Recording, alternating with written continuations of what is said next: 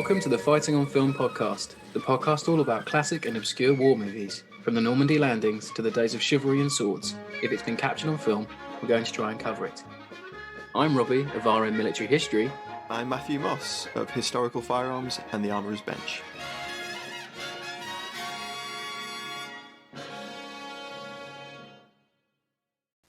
Hello, welcome back to Fighting on Film. Now, this week's film was chosen by our supporting cast over on Patreon, where you can support us if you wish and help keep the mics on here at FOF HQ.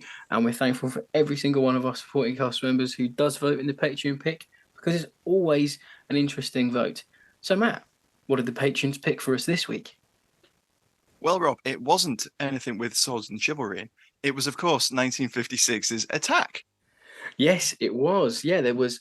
What was there to choose from? You selected, oh Christ, was it Secret School for Spies or something like that? School for Secrets?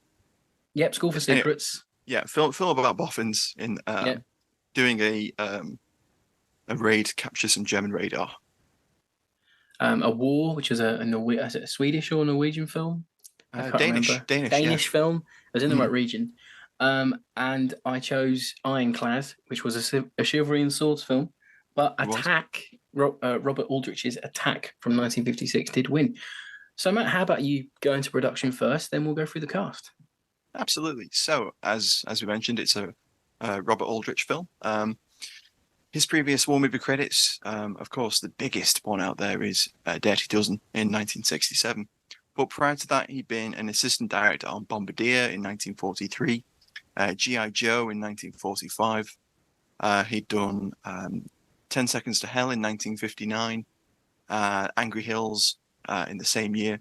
And, of course, his last war film was Too Late the Hero, which is one a lot of people have been asking us to cover for a while now, but we will get to it. I'm not a fan. Rob's not a fan of that one. Not it's really. It's a wasted cast, in my opinion. That's what it is. But we'll get to that. Produced by Aldrich, he was a bit of an independent filmmaker for the period. It was distributed by United Artists, and interestingly, the screenplay was written by James Poe, who later went on to do The Bedford Incident in 1965, which is phenomenal. And his only other credit that fits within the war movie genre is Enola Gay, the Men, the Mission, and the Atomic Bomb in 1980. But Poe adapted this screenplay from it's always described as a failed Broadway play. It is. Yeah. 1954's Fragile Fox by Norman Brooke. And that starred Dane Clark as Costa. He was in Action in the North Atlantic with Bogey. Oh, wow. And also Destination Tokyo as well. So he had a film career, but in 1954 he was doing a Broadway run. And the adaptation it's interesting. It's a number of it's a 2-act play, and there's 4 separate scenes where they're all little character-based discussion. Yeah, you can tell what scenes are riffed off the play. It's Jenny's Endish in that they're always in somewhere chatting to one another, and it's very character-based, and we get that carried through into the film, which we'll talk about later on. I felt like they used the scenes from the play when they're in the house, when they're in the basement, and when they're in the sort of CO, the command point. Sorry, what do you call it? Oh God, command post. Yes, where they're in there, and then all the more classic war movie scenes are like these bridging moments to get you to those scenes. That's how how I saw it anyway. Yeah. Yeah, I looked at a playbill for the original play. It has those 4 specific scenes that anchor the film, also anchored the play. Cinematography was by Joseph Biroc, who had done Bombardier in 1943. In 1946, Rob, he did It's a Wonderful Life. Wow. Yeah. Merry Christmas, everybody. Sorry. Any excuse to do the Jimmy Stewart impression. That film. I love it. It's a great movie. It's what everyone wants in a socialist Christmas movie. Too Late the Hero in 1970. He won an Oscar for Towering Inferno. Yeah. He also did the cinematography for Blazing Saddles and Airplane, two of my favorite comedies What a varied career. of that period. Yeah, I know, right? But it's actually really quite nicely shot, this film, and there's a Mm, lot of Dutch angles and nice close-up work. Establishing shots are interesting. It's tightly done and it works really nicely. yes, it is. Um, Apparently, it was shot in about 32 days. But before they did the shooting, they did something which wasn't always done. They did table reads. And Aldrich Yeah. did this because he wanted changes to the script suggested before they got on set because he hated surprises and changes Mm. while he was filming. So they did table reads for a couple of weeks, and then they shot the film in 32 days on the backlots of Universal Studios and RKO Pathé um, in rural California, which doesn't. I mean, it's not Spain, is it? I mean, we're in another No, Battle of the yeah, Bulge movie exactly. Yeah, where there's yeah. no snow, not a lot of cloud, and it doesn't look like. It's not as egregious though as Battle of the Bulge, because No, Battle of the yeah, Bulge is trying to be this big, massive blockbuster with everyone in it, whereas this yes, is really a character study with a World War II slap of paint on it. So I don't. It doesn't irk me as much. The fact you've mentioned there's no snow, I didn't once think in the whole movie where's the snow, but now you yeah. mention it, I'm like, oh god, yeah, there's no snow. Like, I mean, yeah, it's we've already covered the best Battle of the yeah, Bulge War movie. Um, battleground, yeah, yeah. yeah. So it's forgivable. It's as you said, it's a character piece, and that's what Mm, the film basically is. But it was shot for about 850,000 dollars, so it's not a negligible budget. And then I modest. think the most interesting aspect of the production is we have that classic. The Department of Defense, U.S. Army, does not want to be involved with a picture that doesn't paint the U.S. Army and the U.S. military in the most positive lights. Yep. They outright refused to allow the use of material, men, advisors, and they even prevented Aldrich from looking at U.S. Army single core It's footage. so harsh. So just circling back to what the army had to say, apparently it was described as a very distasteful story and derogatory to army leadership during the combat, including weak leadership, cowardice, and finally the murder of a company commander. Um, and there was a lot of back and forth. Aldrich tried to explain to the Department of Defense what he was trying to do, and that it wasn't a stab at the army in general. It was a character study and that kind of thing. But Aldrich protested to Donald E. Barrett, the chief of the motion picture section pictorial branch of the Department of Defense in February 1956, stating that theatrically and film-wise, moral values are measured in comparatives. Strength is measured against weakness, heroics against cowardice. We feel strongly that our film is one that shows beyond question qualities of moral righteousness, leadership, courage, heroism, and above all, personal integrity on the part of both enlisted men and officers of the army. Mm, yeah, that's a good argument. Like, I can't see why. I mean, I can see why at the time, because obviously you had, the Cold War was just starting to blossom as it would become, as it would go Mm. on. So you don't want to have a film that shows your military being filled with cowards, or you don't want to besmirch the Yeah, reputation of the and men. you've got that backdrop of Yeah, all those big budget, very pro Department of Defense, U.S. military, like Strategic Air Command, yeah. Fighter Command, not Fighter Command, Fighter Pilot, and all those, you know, Get films Pilot with John Wayne. Yeah, exactly that put the emphasis on very heroic figures working day in, day out in US military branches, and it's a very positive light. And this is completely different. Aldrich talks about in the same letter, he talks about how he wants to compare the good with the bad, and you can't show a good character without having it contrast against bad ones. yeah. It's just classic filmmaking as well, Mm. and how you do character pieces. So I can get why the military industrial machine wasn't keen, but Yeah. I also can sort of not understand why they wouldn't. you can supply weapons and tanks to a movie without caring about its plot and its themes. You know, you can. Well, I It's an odd one, isn't it? I don't quite get it was the same with Men in War. Men in They War. wouldn't Yeah, provide it either, and that is a much more pragmatic look at the US military yeah, true. than I this, I think would that is. say. Yeah, no, I think you're Um, right. It. I think maybe people just hadn't read the script properly, or maybe they weren't. I mean, maybe You that's know, the case. I suppose the similarity between this film and Men at War is they both have complex characters, and it isn't black and white. no, So yeah, it's kind of they're putting characters against one another, and they're at loggerheads mm, to such a degree that it becomes, untenable. Whereas in other films of the period, they'll have a little bit of friction, but it'll be overcome. I don't think this movie really ended. Before we move on, I don't think this movie is hurt by the lack of involvement by the No, American no, powers that definitely be. not. I No. don't really see an issue with it, and that'll become apparent in the alley tally. Really, I think. So, I mean, should we move on to cast? Yeah, absolutely.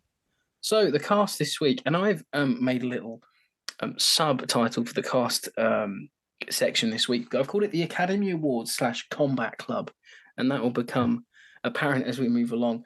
So, leading the picture, the star man is Jack Palance playing Lieutenant Joe Costa. Now, he's a US actor, born to Ukrainian parents. He served in the United States Army Air Force in the Second World War. He was supposedly have had to have facial reconstructive surgery after bailing from a B-24 Liberator on a training exercise, and that this was said to have given him those distinct features like the chiseled cheekbones, the deep-set eyes that we know Jack Palance for. But when he died, he was quoted to have said this about the rumors: "Studio press agents make up anything they want to, and reporters go along with it. One hack created the legend that I had been blown up in an air crash during the war, and my face had to be put back together by way of plastic surgery. If it is a bionic face, why did they not do a better job of it?"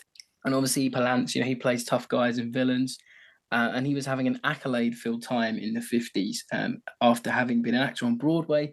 His debut role in Panic in the Streets in 1951, he starred in Holes of Montezuma in 51, directed by Lewis Milestone, no less. In his third feature role, he was nominated for an Academy Award of Best Supporting Actor alongside Joan Crawford in Southern Fear.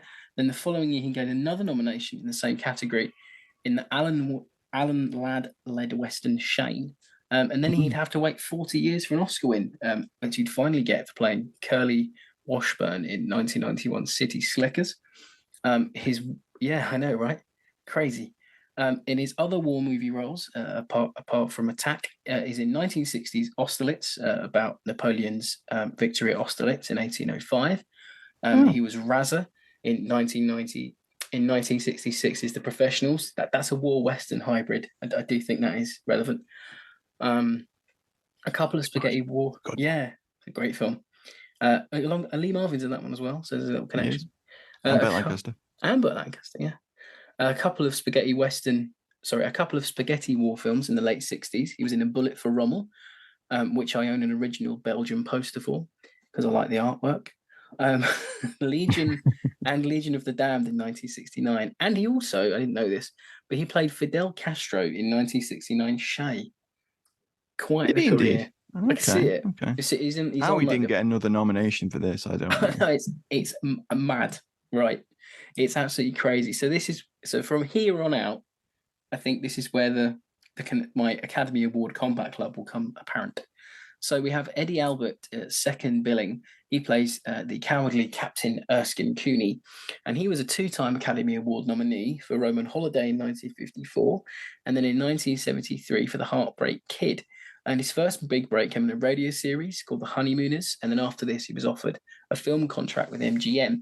But he secretly worked before the war broke out. He secretly worked for US intelligence, taking photos of U-boats in Mexico. Then in 1942, he enlisted into the US Coast Guard. And in 1943, he transferred to the US Naval Reserve as a lieutenant. And then he received a Bronze Star with Combat V for his actions during the Battle of Tarawa in November 1943, acting as a coxswain of a landing craft, he rescued 47 Marines who had become stranded on shore, off the shore, and he helped save 30 more while under Japanese machine gun fire. I mean, absolutely incredible. Wow. And by the time that Attack came around, he was aged 50. I mean, you wouldn't guess it from his on-screen No, actually, he looks quite good, doesn't he, appearance. for his age? Past for late 30s. He starred in a couple of war films during the earlier part of his career, appearing in 1942's Eagle Squadron and 1943's Bombardier that you mentioned earlier. Yeah. And his post-war film roles included Orders to Kill in 1958. You're in the Navy now. He was Colonel Thompson in The Longest Day. And he also appeared in the TV series Combat in Series 2, Episode 7, called Doughboy, where he plays an American soldier who is still fighting the First World War. Wow. Okay, that sounds interesting. I know, that's amazing. And then we have Lee Marvin. He needs no introduction. He plays Lieutenant Colonel Clyde Bartlett. We obviously know Lee Marvin on the show from Dirty Dozen and its sequel. And, he was an Aldrich staple. However, the role is an interesting one because he plays an officer who's a manipulator, and it's over the rough and tumble image of Reisman in Dirty Dozen. Filmed in the year that he would be cast as the lead in the TV series M Squad, which was a hard-hitting cop drama, and that propelled him into being a huge star in the 1960s. Other war films include The Big Red One, Shout at the Devil, Hell in the Pacific, Sergeant Riker, and the Delta Force. I think we've mentioned this before in our Dirty Dozen roundup. And like Eddie Albert, Marvin also starred in an episode of Combat in Series 2, Episode 1, called The Bride Chalon as Sergeant Turk. And I did start watching it earlier today, and I just think it's weird that you have Vic Morrow, and obviously these are established stars by season 2, and they already were going in. But I think it's weird that you have a guest who is arguably much bigger and in notoriety than any of the cast. It's mad. I love it when that happens. I love it. It's great. And he's just playing like a pure Marvin character, a proper hard ass. It's very funny. It's a good episode. And then we have William Smithers playing Lieutenant Harry Woodruff. And Smithers is perhaps best known for his role as Jeremy Wendell in Dallas. But he also appeared as Warden Barot in 1973's Papillon, and a boatload of US TV credits, including Combat again in Series 3, Episode 27, called Cry the Ruins as Lieutenant Marks. Then we have Robert Strauss of PFC Bernstein. He's a New York-born actor, started his career in classics, working on Broadway and Shakespeare productions. His best known period of being a movie star was probably in the 50s. He gained an Academy Award nomination in 1953 for his supporting role in Stalag 17 alongside William Holden and Don Taylor. His other war movie work included roles in the war musical hybrid Jumping Jacks in 1942. That was a bit of a weird, parachute one. Yeah. Act of Love in 53. The Bridge of Toko-Ri in 1954, Wake Me When It's Over in 1960, and then The Last Time I Saw Archie in 1961. All of his sort of war movies, apart from this and Toko-Ri, he's in like these lighter sort of war movies. There's a definite subgenre there, and we've kind of neglected those. We have, but we should get onto them. Yeah, there's a few. There's that one with Cary Grant where the submarine's pink. Yeah, Operation Petticoat, is Operation Petticoat. Yeah, with, that one. Yeah, I like that one. That one's good. We'll get there. There's plenty of time. There's a lot of time. Have no fear. There's war movies for years. Exactly. We have Buddy Ebsen as Task Sergeant Tolliver, and he's probably best known again for playing Jed Clampett in the Beverly Hillbillies in the 60s and early 70s. And I thought this was interesting. He was originally cast as a scarecrow in Wizard of Oz, but then he switched to the Tin Man. But then his role was recast to Jack Haley because Ebsen became ill during filming because of the aluminium dust they use as part of the makeup. And oh, wow. And MGM covered it up for a few years. Aluminium poisoning on the set of... I know. It was... And he had breathing issues for the rest of his career and life. Wow. But he served in the US Coast Guard in the Second World War.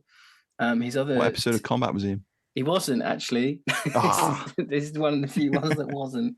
Other war work includes a role in the 1941 pre-Pearl Harbor war film called Parachute Battalion and Between Heaven and Hell in 1956. Yeah. And then we have John Shepherd as Colonel Jackson. He's the guy that jumps the queue for coffee. He played Paul Martin in the 1950 Lassie series, as well as TV roles in Hitchcock's Half Hour. In the Hitchcock Half Hour, not Hitchcock's Half Hour, the the British It's comedy a series, very different. the Alfred Hitchcock. Hancock's half hour, yeah. I've written Alfred Hitchcock's Half Hour here in my notes and not realised. Staying in. And then in the early 60s, and then in the 50s, he appeared in, and I didn't even know this existed, and I thought it would be funny to mention it. Warner Brothers produced a Casablanca TV show. What? They spun it What? off. I don't know. I don't know how that came about or what it was like. Who played I've Rick? not delved deep. I can't remember. I have to look it up. That's mad. Okay. Yeah, and then I'm going for it. There's not much. There isn't a great big cast, so I thought it'd be interesting to go through Yeah, all might as well do all all the of them. actors. They're all interesting Yeah, actors. and then Jim Goodwin as PFC Ricks. I think he's the youngest member of the cast. He played Farrell in 1966's Star Trek series, and played the role of a dispatch rider in 2 episodes of Combat in series 1 and 3. And then he appears in Perry Mason and a couple of episodes to The Voyage of the Bottom of the Sea in the 1960s. A lot of TV credits. Then we move on to Peter Van Eck as the SS captain. He was a German-born actor who moved to New York in the early 30s. He was an ardent anti-fascist. Recognizable Yeah, very. face. His best-known roles are in war films playing German officers. His roles include appearances in 5 Grades to Cairo, The Desert Fox, Jump into Hell, The Longest Day as Colonel Ocker, The Spy Coming from the Cold, and his final role was actually as General von Brock in Bridget Remagen in 1969. Yeah, which we reviewed a few weeks ago with Peter Callagh-Adams. And then the final actor in my Academy Awards and Combat Club is Stephen Garay, who plays Otto, the German NCO who's taken prisoner. He was a Hungarian actor who emigrated to the States. He appeared in a 1943 American training film called Resisting Enemy Interrogation, which also starred Van Eck as an uncredited role as an officer.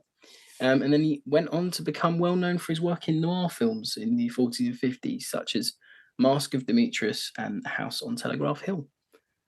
yeah. Cool. And there you go. That's the potted history of the main cast of Attack. And as we said before, we're going to keep coming back to it. I mean, the cast is incredible in this. You know, everyone's bringing their A game. Palance comes out from being this supporting man. You know, with a few leads, but not any great shakes. And then he's in this, and it's like, wow, here's Palance. Proper going for it. Eddie Albert's going against type. He's usually playing the sort of happy-go-lucky type, and he's not playing that in this. Marvin usually plays the tough guy, and he's not playing that in this. It's very interesting casting from Aldrich. I really appreciate it. Yeah, it is. Did you mention Richard Jekyll as well? Oh no, God! I just completely, skipped over Jekyll's Jekyll. Sorry, another Aldrich. Yeah, Aldrich staple. I've got my little thing here for him. I'll just quickly tack it on. So obviously Matt said Richard Jekyll there. He played Private Snowden. I was laughing too much at the Hitchcock's Half Hour. So Jekyll's best known to fans of this show for his role as MP Sergeant Bowron in Dirty Dozen, but he also starred in Guadalcanal Diary in 1943. Winging a Prayer, Battlegrounds in 1949, Sands of Iwo Jima in 49, Devil's Brigade, and in Combat episode. Yes. In a series 2 episode called Gideon's Army as Sergeant Buxton. And he's a double one because he also received an Academy Award for Best Supporting Role for his work in the 1971 film A Great Nation. So there we are. Well, and he was also in Dirty Dozen too. Yes, he was. Yeah. Of course. And Delta Force too. But oh my God, Lee Marvin wasn't in that one. Well, because Lee Marvin had passed away, that's why. Sadly, yes. I know, right. So moving on to the retro review, and this week it comes from Variety from December 31st, 1955, and I'll just read you the opening paragraph. Attack presents a cowardly officer who is murdered by his men. Entire film from the play Fragile Frocks by Norman Brooks is treated with a hard realism that pays off in gutsy entertainment.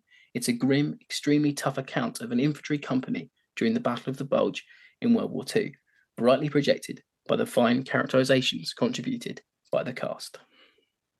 Not a bad little review, punchy.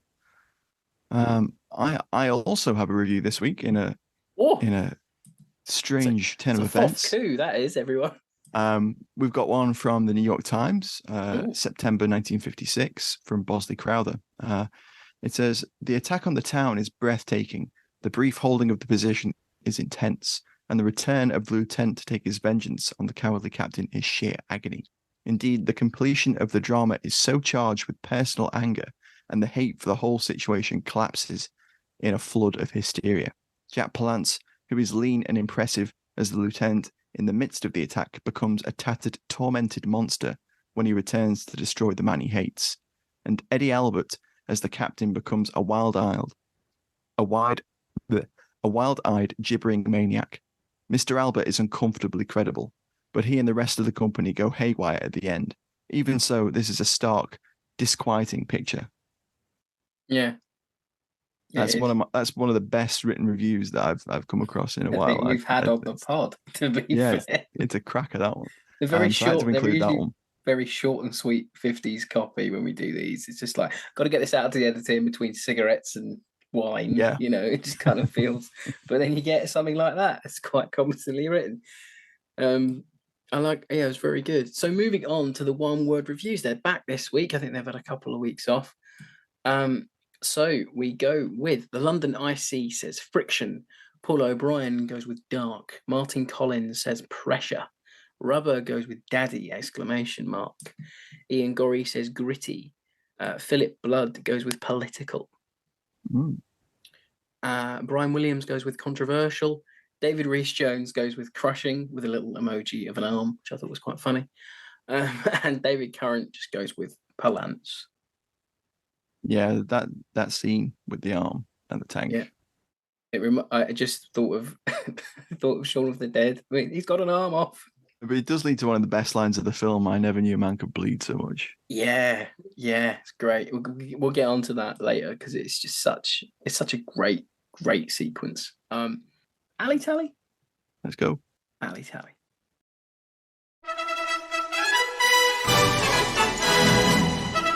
It's time for Alley Tally on Fighting on Film.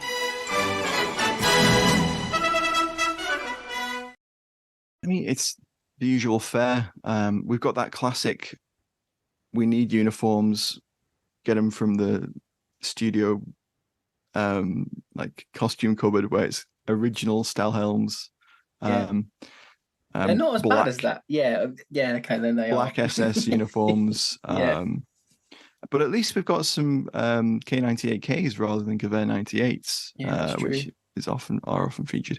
Very prominent Maxim MG08. I think that's gas powered. Yeah, I think all the machine guns in this are definitely. Yeah, because the belt is someone's manipulating that belt when they have a little shot. I'm not sure anyone fires a live round in this film, actually. Really? Yeah, because in the sequence even, of the even end, down to like individual weapons. Yeah, well, the end where they all put around it, spoilers Cooney's body. Yeah. None of those weapons cycle, so none of them are firing blanks. Yeah. Wow. Yeah. Okay. There might be a couple. No, interesting. The Thompson, there might be some live fire with the Thompson, I think, as he's running in to the town. But there's not a lot of set piece gunfight action. It's not that kind of film. No, it's not. The Thompson's a 1928 A1. There's Garands and carbines, which sometimes you don't get the mix, actually. No, sometimes it's all M1 carbines or all M1 Garands. I like how Costa starts with an M1 carbine, and then by the time we've got to where they are, he's got a Thompson. I like that. It's like a little progression, even if it's not meant. I like that. There's the Germans are running an M2 60mm American mortar. Yep. In a couple of scenes. It's a very, especially the opening is a very empty battle sequence, a very empty battlefield, isn't it? Yeah, it is. And you can tell that they haven't got the budget or the access to equipment that you could fill that space up with. It's ambitious still. They say it's Aachen, and in my head I'm just going, the very fucking outskirts of Aachen. Yeah, it's about 3 miles outside. The little set piece in Rommel, or what's supposed to be Rommel, isn't bad. Quite good. Yeah. It's quite a good little set on the back lot there. When we do Saving Private Ryan, we have to compare Rommel. Rommel or Bumville or Fumville or some such place. Sorry. What else do we got? Have we got and the bazooka, of course. But do you want to go over the vehicles? Yeah, we'll come back to the bazooka. Yeah, because it's kind of. Well, I'll go for the uniforms as well. So we've got the absolutely the M1943 jacket. It's quite prevalent throughout with the Americans wearing that. By this time in the war, they had mainly switched over to M1943 uniforms, but you always get a mix with the US Army in the Second World War. So you've got men wearing like 36 pattern trousers. I think M43 boots in there as well. I think I saw one tank jacket off in the middle distance, and there's a nice little mixture there. And then we've got the winter clothing because it's meant to be the winter. So you've got thick scarves, Jeep hats, gloves. I like that little personal touch. Something for me. Winter troops in the Second World War just look really cool. There's something about them. If you look up the British Army fighting in Operation Varsity, everyone's got their gloves and jerkins. There's something about that. Yeah. Winterized soldier I quite like.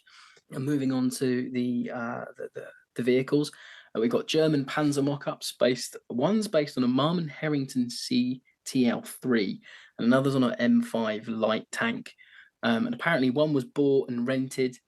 And there's also American half-tracks and Willis Jeeps, and a couple of Deuce and a halves. And obviously the lack of tanks accurate tanks is down to that, not having that involvement by the US government, military industrial machine there. And I think it sort of hurts the picture because it would have been nice to have a Panzer, or it would have been nice to have a Sherman with a something a bit bigger than a. Yeah, it would have been okay, but it just when they're far away, they don't look too bad. But when Palance is attacking them at the end, like he could just lean up and drop that bomb. Yeah, he doesn't actually have to climb on the tank. Does he? They look a little bit laughable, but they do the job. I can understand with the. I think it's the fact that they put that big, what is supposed to be an 88mm gun. On it with the transit support up for most of it as well. They're doing that. It's meant to be a King Tiger, aren't they? Oh God! And it's the smallest American Army tank possible. Yeah, like it could have even been a half track. They didn't have any artillery pieces like that. It could be any AFB. It could have been anything. You are right there. And it does look a little bit janky, but it's forgivable. I'll forgive him, isn't it? It's the wrong bloody tank, as Al would say. Always. We have to edit in the Leopard for him. Even if they'd had US Army support, it probably would have been like a Sherman if they were lucky. Yeah, exactly. Or a Chaffee. A Chaffee, probably. Yeah. But yeah, it is what it is. It's fine. Similarly, he takes bazooka. he takes on the Panzers with a bazooka, and it's an M9 bazooka, which is a post-war, slightly larger diameter. It's stubbier, isn't it? It looks. Yeah, it's a little bit shorter, a little bit fatter, and they've mocked it up a little bazooka bit. Form. It's the Short King. What they've done is they've added this odd carved like front grip to it. Yeah. Because the M1 and M1A had like two pistol grips. Like a front grip, and that's obviously what they've tried to replicate because the M9 wasn't in service in 1944.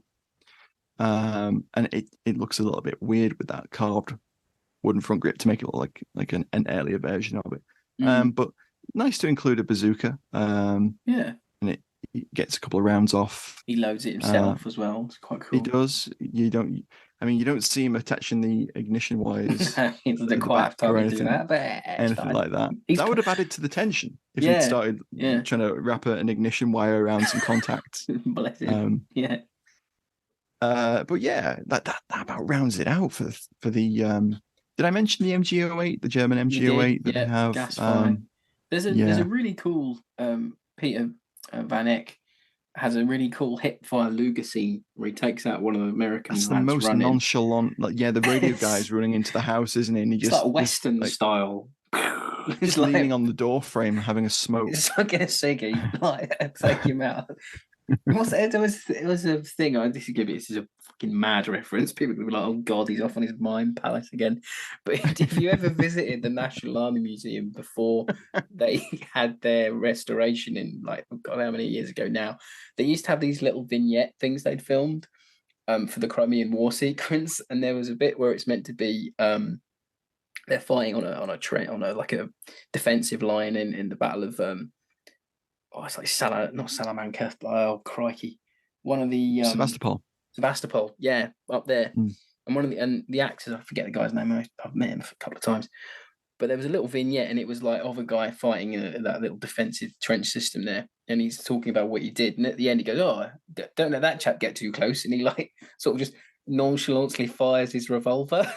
And it always, whenever I see someone do that now, it just reminds me of that. But that's that chap someone. Yes, Yeah. it's like that. But that's that mad reference there. I can't even find those videos anymore. But anyone at the NARM listening, I'd love to see them again. But that's my man. That sounds like a FOF special right there. And then we can't move on from the Ali Tally without discussing the most Ali piece of kit throughout the whole film, and that is Coney's secret jerry can stash of booze and ciggies. It's so cool, isn't it? And Lee Marvin's coming over to play poker. Yeah. Colonel Clyde, and he goes under the bed, pulls out a jerry can. You're thinking, what's he doing with this jerry can? Puts it on the bed. He's talking to the adjutant while he's doing this. Mm-hmm. Flips open the jerry can, and inside is a couple of bottles of whiskey and some cartons of cigarettes, and that's his little stash. I thought that was nice, isn't it? A really ace little inclusion. It's so cool. I really like it, and the whiskey becomes quite a plot device towards the end. But it does, yeah. Yeah, I do like. I like Chekhov's bourbon. Chekhov's bourbon, yeah. I like the staging of the scenes as well. Everything is very planned and methodical. And I think the lack of budget helps these movies sometimes because you think more about what you don't have rather than thinking you can buy everything and have it in one shot. But yeah, maybe we should move into favourite scenes. Hello there, sorry to interrupt. I wanted to let you know that you can now join our supporting cast over on Patreon. As thanks for your support, you'll be able to help us pick films, submit questions for guests, have first pick on brand new and exclusive merch, and much more. Thank you for your support. Now back to the show. So my favourite scene, and it stands out for me in the performance and the way it ends. So it's Cooney's breakdown. So after the confrontation with Bartlett, as the Germans are attacking, Bartlett comes in and tells Cooney that you are going to hold this. I don't want any more foul-ups from you. You're a thorn in my side. He finally sees the man for who he is. He wanted to use him for his political gains, but now he realises this man is just a sap in his eyes. So Bartlett strikes him and he tells him, "Oh, I hate you." And it's probably some of the most violent 50s acting that you could probably get in a movie with Marvin without saying a swear, I think, because it rides the line. And then after Bartlett leaves, Harry takes the whiskey away from Cooney, who's drinking, to sort of get some Dutch courage, I guess. And he says, "Don't you know all the answers? I don't know all the answers, but you're not going to find them in there." And then he asks Cooney if he really thinks he's going to find courage in a bottle. And he lambasts him as being a criminal, responsible for the deaths of men under his command. And they tussle over the bottle. Harry smashes it. And Cooney finally breaks. And he said he's scared. And he goes into the bunker and sees his slippers. And I'll read. I found the script. I've got the quotes. And I'll read you the breakdown because I think it's an amazing piece of writing. I won't act it, but I'll read it. He says, "I'm scared. I'm scared of you. I'm scared of Bartlett. I'm scared. I'm scared of my father. My dad whooped me. He whooped me. I'm going to whoop some guts into you, boy. I'll make a man of you. I'm talking to you, boy. I'll make you a man." And I thought that someday I'd wake up one morning and then I was 30 years old. And it's the regression of Cooney in that scene. You finally realise that he's only doing this to prove something to his father who hit him, and that the trauma of conflict brings up childhood trauma. And it was just something that I wasn't I just wasn't expecting it from a 50s movie, if I'm pretty honest with you. I didn't think that it would go into that realm.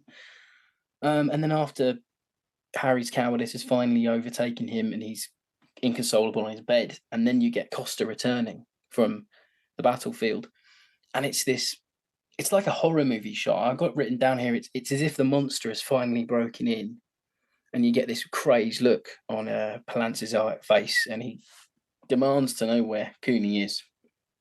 And Harry protects Cooney because I think in that scene, he knows that in that state, Costa will murder Cooney and it won't be pretty.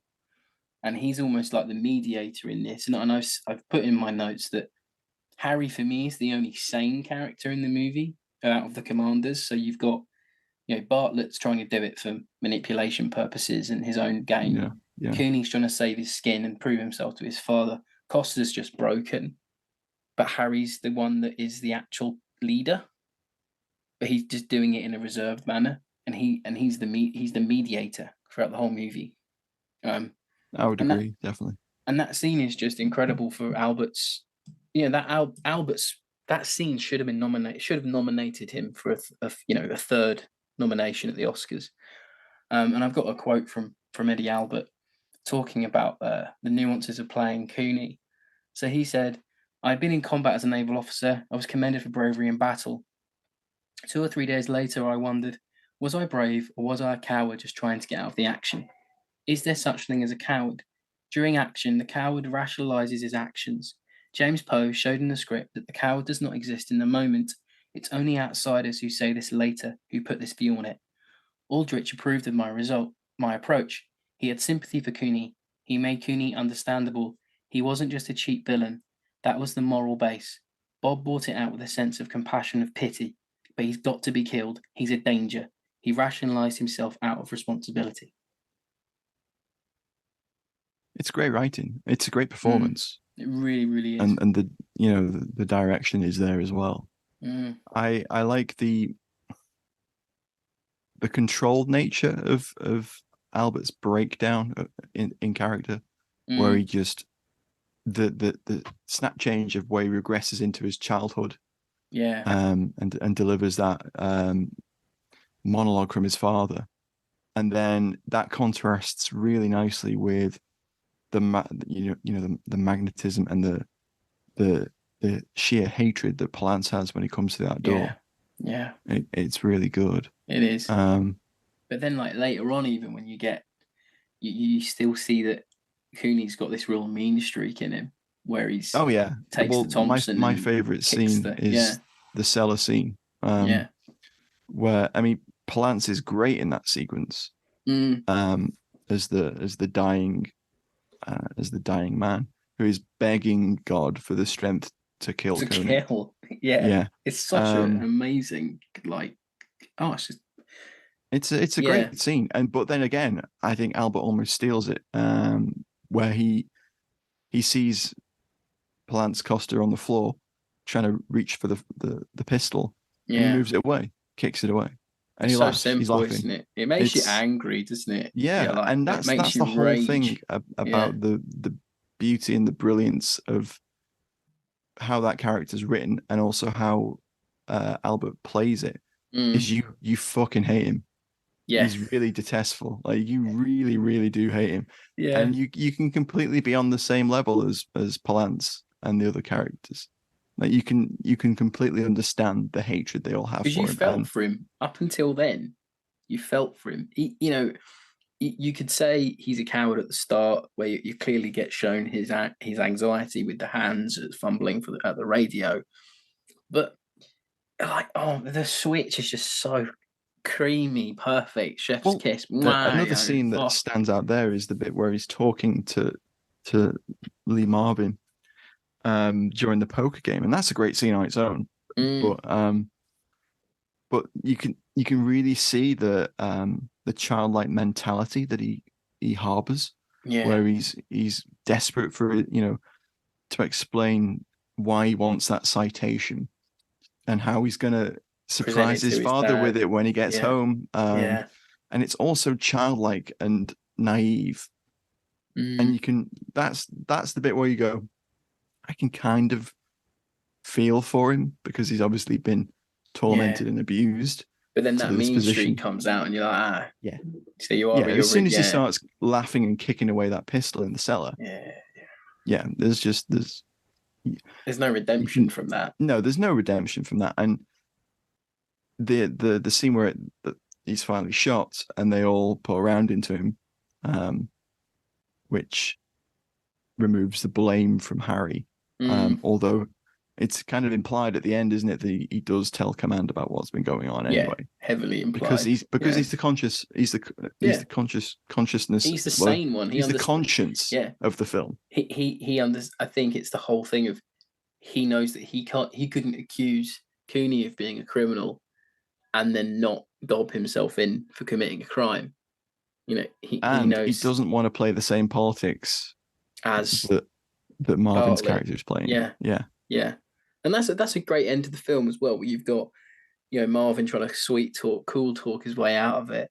You know, knowing now that his ticket to politics is dead and he can spin that however he wants because the guy's dead. Mm-hmm. You know, it's just such an interesting. Oh, you know, I'll get you a promotion. I'll make the war very cushy for you, Mister, you know, Harry, and all that. It's swarthy. He just plays a swarthy bugger so well. He plays it marvelously. It's a great cast, and there's some really good performances from those three. Yeah, there are. I got a little quote from Aldrich about the film. He says it was quite a personal film for him, I think. He says, my main anti-war argument was not the usual war is hell, but the terribly corrupting influence that war can have on the most normal, average human beings and what terrible things it makes them capable of. Yeah. No, I think this movie does it very well. Because the men are acting to the situation around them rather than being spurred on by the action, like many of these movies that we've seen. This one really felt like the men, they weren't above what was going on, but they weren't as bothered. Costa was the one fighting the war. Yeah. The others weren't. They were just doing it for themselves, and because of the war. Like, it's a very complex, nuanced movie in one thing, and then on the other hand, it's just this 50s bog standard war movie when it goes to the action. It's a very interesting, complex sort of movie. We said it earlier. I mean, it's a middling war movie, but it's a great character piece. I think that's what I said that before we started recording. It's not the greatest war movie. It's not a terrible war movie. It's a very strong war movie, but it's a brilliant character film. Yeah. It's like, you know, how Dirty Dozen is more of an ensemble adventure than an actual war film. You know, I know that might upset some people. It's that war genre being it's a Guns of Navarone. Facility to make these pictures about the human condition, isn't it? Yeah, of course. Yeah, and I think that's where this one shines. So should we move into final thoughts? Yeah, I think we're already there. I think we are. But it just, for me, as we've said all the way through, it's a triumphant character study, amazing performances, you know, and it reminded me of 12 O'Clock High and The Cruel Sea, where we really get to know these people through the dialogue, and the war is just happening and these men are affected by it. Almost like Appointment in London era type stuff, where it's more about the people than any battle or any sort of action. And I think that's down to James Poe taking this play and adapting it, and you still get the moments of Palance being a war hero, having his action moment for the people in the cinema, but it isn't really about that. That's just Costa's character. Yeah, you know, that's who he is. That's just backing him up. You know, I even like the duality of the scene of a very small section where you've got Cooney just wildly firing a Thompson about, being like, "Come on, we'll take you," and all that, because he's just cracked. And you've got Costa with his arm underneath the tank, having probably saved all of them by taking the tanks out. And it's just a thing of this crazed lunatic running around, and you've got a man who's clearly just probably won a medal, you know, writhing in agony. It's just an amazing sequence. And I think for me, duality, yeah. And I think for me, it's Aldrich's best film. You know, I rate this over Dirty Dozen, over I forget the name of the other one, so I don't like it. Too Late the Hero. Too Late the Hero, yeah. I think this is his best. It's definitely better than that, yeah. His best war work, anyway. It might not be his best movie overall, but it's his best war work for me. And I also appreciate it because it's an early look at PTSD and war fatigue. And I still think it's incredible how the film just received no Academy recommendations, but probably because of its lack of help from the government. Maybe maybe they leaned on the Academy. Who knows? Not saying that happens, but you hear rumors sometimes. But before we go into your final thoughts, Matt, I found a quote from a 1974 book called The War Film by John Kagan. And he says, in the history of US war films, Attack is a great watershed. The Cold War themes of the brutality of war, command levels, social responsibility, and the nature of the enemy in a shifting moral world are all transformed and transfigured. Attack is the first post-war film to connect with the new brutality of war with confusion, corruption, and incompetence of American leadership and American motives. In this sense, it is the first Cold War anti-war film. What do you think about that? Very interesting. I don't know whether I would say it was the first one, but I suppose I can see how it could certainly fit into that bracket. Yeah, I just thought it was very interesting because I didn't see it as a Cold War movie before he said that, but then I sort of understand it. I agree. I can see that. But I think in '74, you're writing just as the Vietnam War's in its death throes, and seeing how the American army has gone from this thing that you can be proud of to something maybe that you aren't as proud of. So I can see how you'd write that then. Maybe not now with the way things have gone, but it's you could say the same thing of Men in War as well. Yeah, very true. And that is a Cold War, which is a Cold War movie, and that only came out the following year. Yeah. So they're very close together. Interesting. Yeah, the context of when these films are released and created is almost as interesting as the films themselves sometimes. For me, I think, as we've already said, it's a brilliant character piece with those three leads giving some really great performances, and the material is wonderful. It's let down somewhat by the set pieces and the limits that are constraining the filming of those set pieces, and the lack of someone giving some direction to would they have done that is showing in some places where they advance on Rommel and they've got that guy shouting 5, 4, 3, 2 and go, and you can hear them shouting that in the town. It's a bit, and that's a bit silly. It's a bit like American Football League type playbooks type stuff for me. It's a bit, and the sniper's terrible. He's stood in the frame of that window, and the guy that's supposed to be keeping an eye out for movement in the town, Ricks, completely misses him 3 times. You can see how that would have worked on stage though as well. It's that bit there is great, and I like how Costa just punches him for it.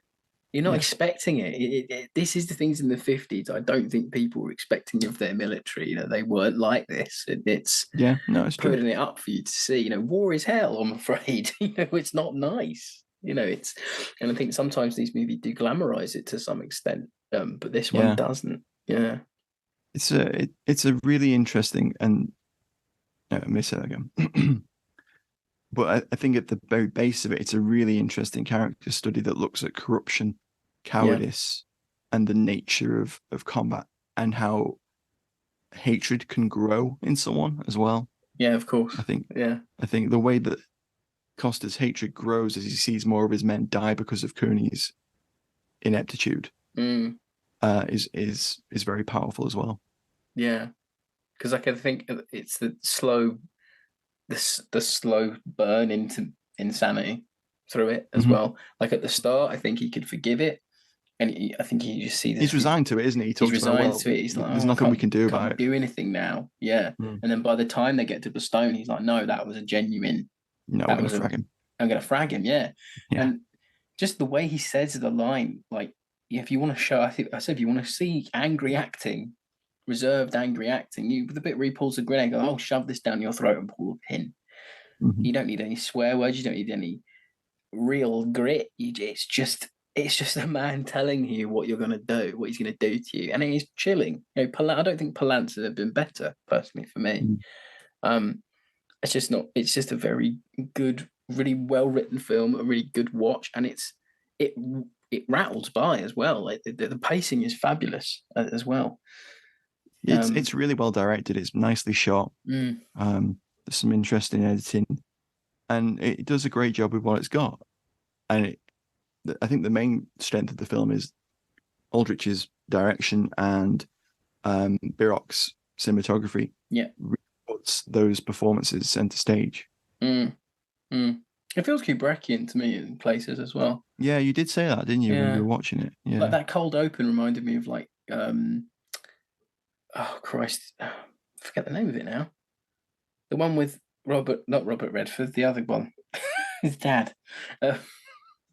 Not the 60s one. No, the 50s one. The French. I fucking forget the name. Oh my God, Paths of Glory. That's it. I just had it on the tip of my tongue. You get the start of like a war movie, and then it changes into something else. It really felt like that to me. I don't know why. I just got that sort of, and some of the shots as well are quite moody. They're quite Kubrick there's definitely some moody camera work going on. Yeah, very like the crack in the wall, crack in the window. Yeah, there's a couple of shots like that, isn't there? Yeah, I like there's something about. I couldn't really work out what the cinematographer's trying to say, but there was something about the men stepping out of that comfy billet into a courtyard full of soldiers and tanks and jeeps. There was something about that. Like when they went out there, it was like there was something very symbolic about that. I'd love to have talked to the cinematographer about what he was trying to do through visuals.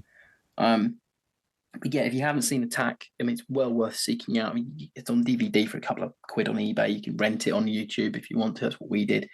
Because I don't think any of the streaming services have it to watch as part of your subscription over here, because we had to rent it. None that I'm on. No, none that I'm on either. But yeah, please do seek Attack out, and thank you yet again to our fabulous patrons for picking it. We promise you by the end of the year or early next year, we will do a Chivalry and Swords movie. It will happen. We've blocked out our Christmas. We did Hornblower, Rob. We've done one. We've done one, yeah. Still have flintlocks in it. There's gunpowder in that one as well, but there's a lot of chivalry and there's a lot of swords in it. We were clinging on to gunpowder for dear life in that one. But we will do one very soon. And coming up for Christmas time, we've got some fabulous stuff coming up, which we won't tell you about just yet. We're not in December just yet, but all will become clear very, very soon. And do look out for our Christmas t-shirts when they drop, and we'll be doing a Christmas fundraiser like we did last year, and I'm sure we have a lot of goodies and things like that for you to look at and peruse for your Christmas enjoyment. So as always, thanks for listening, everybody. You can find the pod on all the social media, apart from OnlyFans, and you can find the entirety of the back catalogue of the film of the pod on fightingonfilm.com. And if you have a FOF binge starting from episode 1, do let us know. Be the first, because no one's let us know yet. No, they haven't let us know. Maybe they're doing it in secret. Yeah, I think they are. Yeah, they are. And if you watch the movies in order of the release of the show, I'd like to know as well, because someone was talking to me, one of our Facebook followers was talking to me about that this week, saying how that's like a curated list of war films to watch. I never thought it a bit like that's that. That's a nice before. idea. I like that. I mean, I guess that's what we're doing, really. Yeah, it is really, yeah. It really, really is. And anyway, thanks for listening, and we'll catch you again next week. Thanks for listening, guys. Bye. Thanks for listening. Bye.